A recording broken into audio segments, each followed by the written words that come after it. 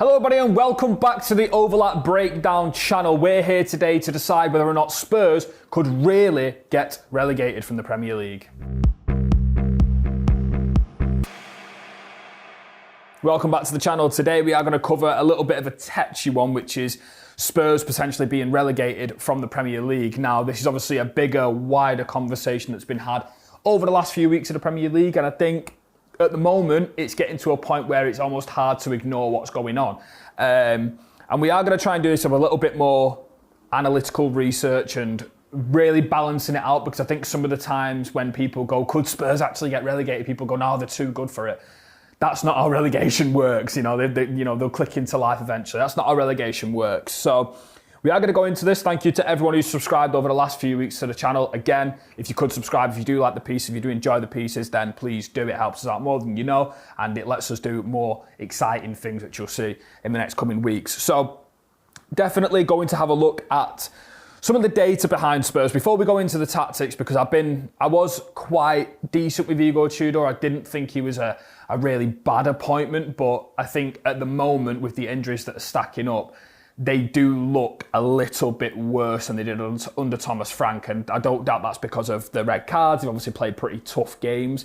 Well, every game's a tough game for Spurs, which is really sad. But I have got some data on your screen right here, which is straight away looking at the next 9 games and the fixture difficulties of them games. So this is going off Opta's difficulty ranking for each game. Now, if we just throw that up on your screen right now, we can see that Spurs actually have a pretty decent run. They are behind the likes of West Ham, Burnley, can't even count Palace in there. Their Forest are just a touch a little bit in front of them. But they have got Liverpool away, Nottingham Forest at home, Sunderland away, Brighton at home, Wolves away, Aston Villa away, Leeds at home, Chelsea away, Everton at home. Now, to say that they have got one of the more favourable runs in the Premier League across the next 9 games, I would still look at them fixtures and go, I don't know where Spurs pick up the points. Now, I am going to show you again, we have a relegation 25-26 season prediction. So this is going off Opta's prediction from their fixture difficulty ratings, their expected points, their underlying metrics, everything all included. We can see that Tottenham have a 16.8% chance of relegation, with West Ham having nearly a 50% chance, Nottingham Forest on 26%. Now, the reason why West Ham are so high up there is because of how tough their games are. On that fixture difficulty graphic, they have got the 3rd hardest games towards the end of the season. We can see from their next 9 games, they've got Manchester City at home, Aston Villa away, Wolves at home, Palace away, Everton at home, Brentford away, Arsenal at home, Newcastle away, Leeds at home. Now, it's quite funny because you read out them fixtures that West Ham and Spurs have got, and despite them being so far away in the fixture difficulty list, you would actually say that they've got pretty similar runs, I would say. There are games that they have to win. There are games that they are pretty much doomed in. And I think the key thing for me when looking at all the data and looking at the fixture difficulties is that West Ham and Nottingham Forest suit certain games. They suit them counter-attacking games. I think Nuno Espirito Santo has finally got West Ham into a position where he's got the attackers in form. He's got them defending the box well. They've just kept a clean sheet away from home at Craven Cottage. The same applies for Nottingham Forest. They do seem to be getting a little bit more results and performances, even in Europe. Vitor Pereira looks like he's got them a little bit happier, a little bit more together as a team. And that's not happened at Spurs. If we just go into talking about what we mentioned when Igor Tudor first came in, which was that 3-4-3, but most of the issues for me were coming off the ball. I think a lot of the stuff when I watched his teams, we covered it in a massive segment towards the back end of what to expect from Tudor, was the deep block and the problems that are there in the deep block. And for me, I was thinking he was going to come in, play a little bit more reserved at Spurs, a little bit less of the ball at Spurs, and we have already seen them problems. And them problems arise when they want to go pressing up against the opposition's goal kicks, the open play stuff, everything. Now, if I just take it, and you can imagine that the red team are Fulham. Now, I know that they played a 4-4-2 somewhat against Fulham, but I want to show you that imagine that this is Tottenham pressing up onto the opposition like this. This is what was happening against Fulham, and this is why it's such a big worry right now what Igor Tudor's doing. Because of how aggressive his man-to-man principles are, again, covered on the channel, what Fulham were doing was they were putting 2 players on this side here, like that. And that means that there is an opening for one player to play with all this space in front of him to drop deep for the ball like this, so the centre-half would have to follow him. There's a lot of space for him to win knockdowns, so this player coming more narrow like that. And Fulham took the mick a little bit out of Tottenham's press because in the midfield, they use a lot of rotation. Smith Rowe was getting the ball and running all the way in front of it and dragging the likes of Dragusin out and going and asking him, can he play there? Whilst the front three is this wide, causing this many gaps.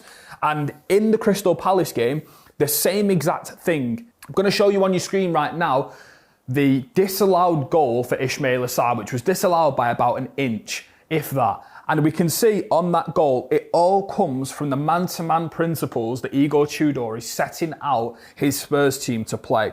So we can see right here, Palace have got a build-up and they've got 3 really narrow players, but then the ball is being worked out to Palace's right side where Nathaniel Klein is.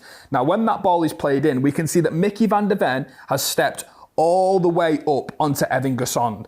The ball is played into Strand Larsen's feet. He's playing 1v1 against his centre-half. Gassond runs off the shoulder, gets in behind and plays a square ball for Ismail Assar and he scores. But unfortunately for Palace, it was ruled out.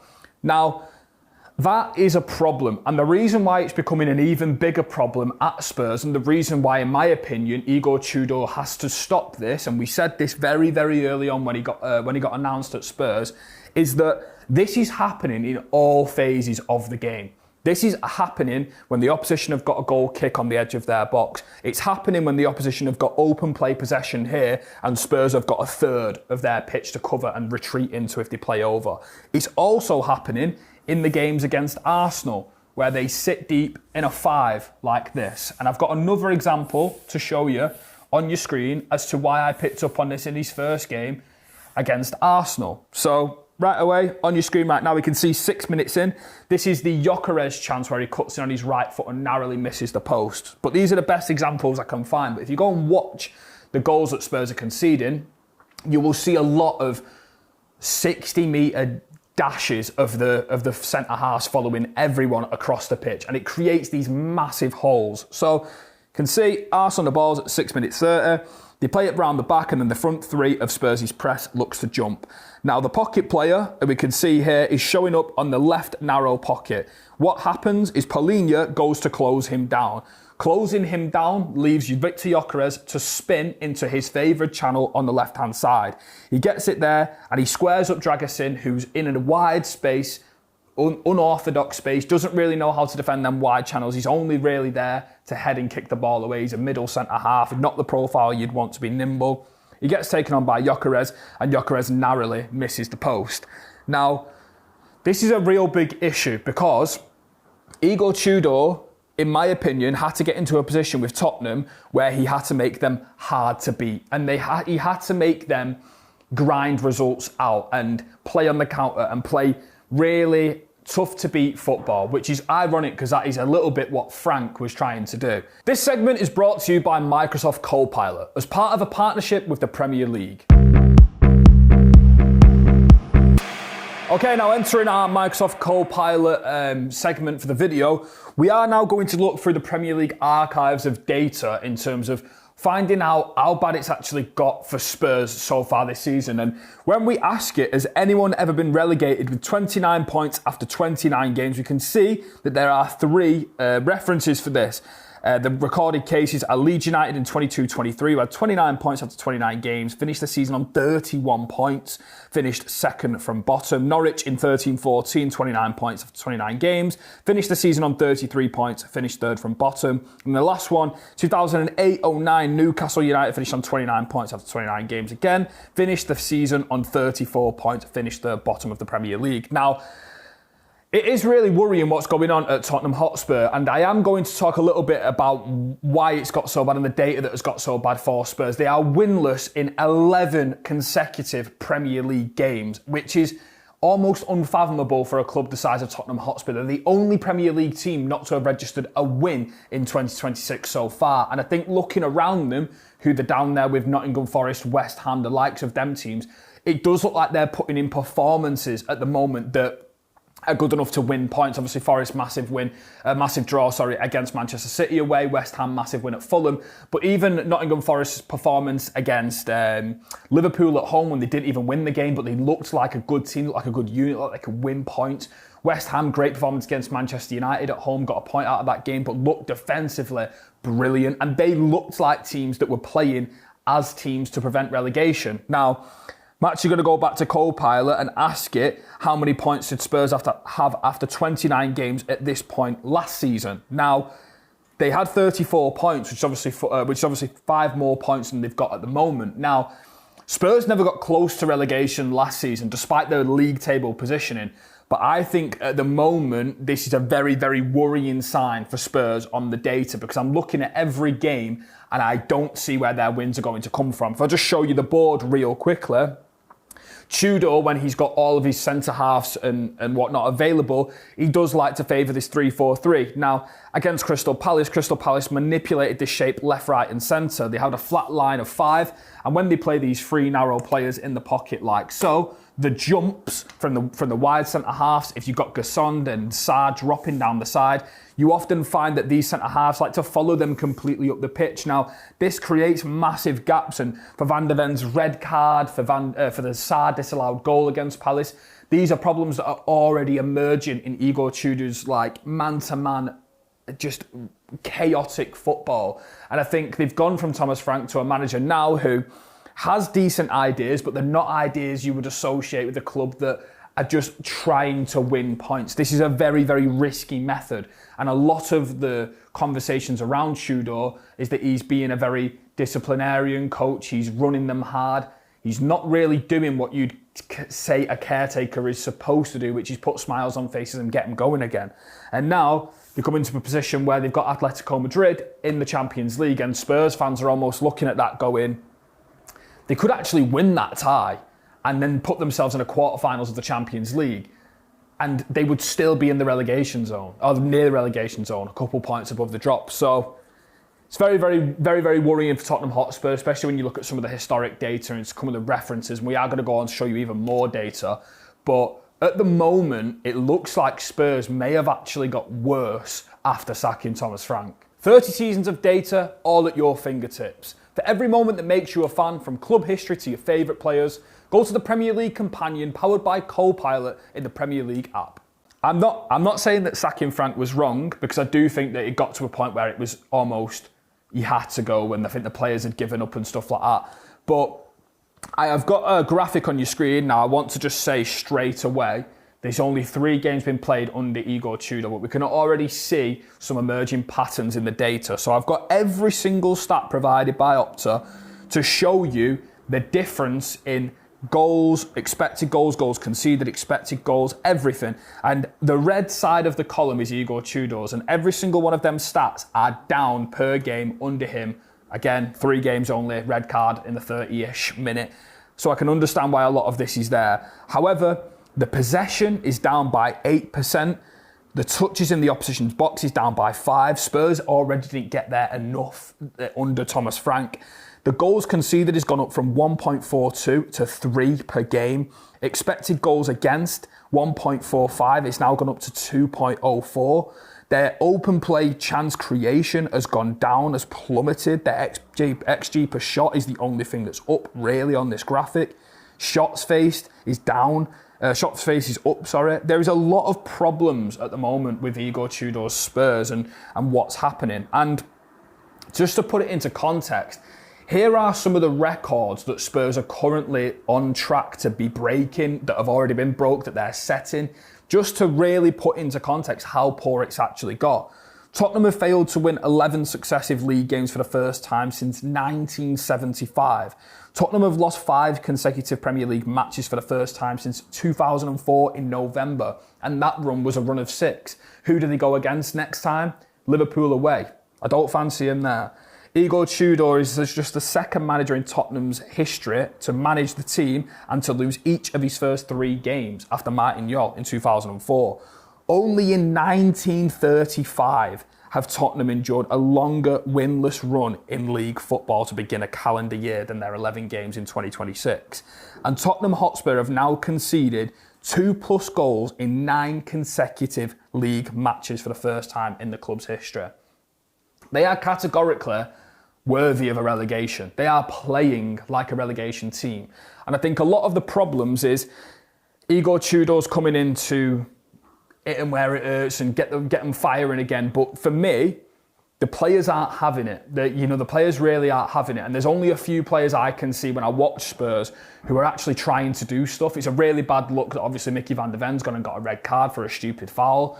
Really bad look, obviously, the injuries are still racking up. They had Wilson Odobert get injured, who's now out, I think, until November of this year. James Maddison's not coming back anytime soon. Dejan Kulusevski's not coming back soon. It's really, really worrying. And they're not getting players back. They've got 12 first-team injuries, which is the most in the Premier League. And they've now got a Champions League round of 16 tie to go into and try and compete in. And it's really worrying. It's incredibly worrying. And I think the other thing is I don't really know how Spurs look to play against teams. You can imagine if they've got the back three, as we said, Igor Tudor likes to do something very, very familiar. We've all seen it, which is just the wing backs pushed on into these areas, the 2 pocket 10s in there. And the only few players I've actually thought have been decent in this is maybe Archie Gray. I think he's got both the assists for both Tottenham goals or so far under Igor Tudor. And I think he's looking to be a pretty, resilient player. He's looking to battle, but he's so young. He's so inexperienced. Another one, Matthias Tell. He's the only one who's coming on, taking it past players, having a shot, making things happen. Obviously for the Fulham goal, again, makes things happen. But I don't know where the quality, the leadership, the anything is in this squad. And I think we are seeing the stuff that we previewed. We are seeing Mickey van der Ven try and push up like this with the outside players here to create a 3v2 round the outside. The problem is Spurs have only had 42% of the ball on average under Igor Tudor, so we're not really seeing him maximise them aspects of the Spurs players. And when they're playing deep, it's again that deft circulation from left to right. There's a little bit of fluidity between the lines here. There's a little bit of adaptability to his players. But it's really bad. It's really not good enough. There's often, again, we mentioned this, but there's often the one midfielder who comes to sit between the defenders to push the lines like this. But then when you look into the outside, they're not really the best threat because Pedro Porro sometimes is inside here. Archie Gray's sometimes up here. The young lad Sousa at left back. There's just not a lot of quality. And I think with the injuries that are racking up against Spurs and the way they're playing so aggressively at the moment in that deep block is really, really hurting them. And I think against teams who like to rotate in the middle of the park, against Liverpool, they will have a lot of problems because I watched Liverpool against Wolves. They drop a lot of bodies in off that first line into midfield, and not Van der Ven, 'cause he won't be available, but Dragusin, Romero, Danso, them players will have to follow right the way through if Igor Tudor is going to persist with this aggressive man-to-man style, applying back pressure. And I think Palace was one of the worst teams they could have played to go up against that because they play them 3 narrow players so close in like this, and it's really hard to manage. United really struggled with it when they played them. And yeah, it's really worrying to see where the results and performances are going to come for Tottenham Hotspur because I don't know what games they suit at the moment. They've got the least amount of points at home this season. It's so bad. They don't go up against the big teams with any sort of character. They don't look to break down the teams that don't want to sit with possession. It's not like they've played against Palace and took 60% of the ball and crammed them into the box.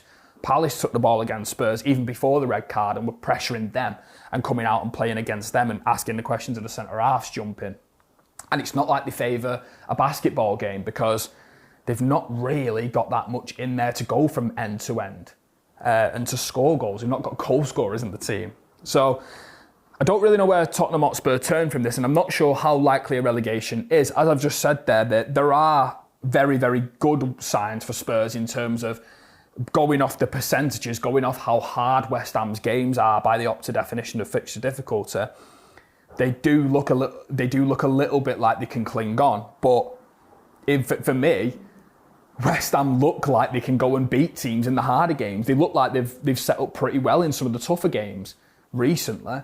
Tottenham don't look like they're setting up well in any game. So Premier League in 2026, they have conceded the most goals out of any team in the league in that stage. They've drawn 4, lost 7. That's the most losses in the Premier League. So it's not like they're just dropping points. They are losing the most. They're not picking up points. They've only scored 12 goals in that time. And in that table, in that 2026 Premier League table, the teams that they're battling with, Nottingham Forest have at least got 10 points. That's 6 more points than Spurs.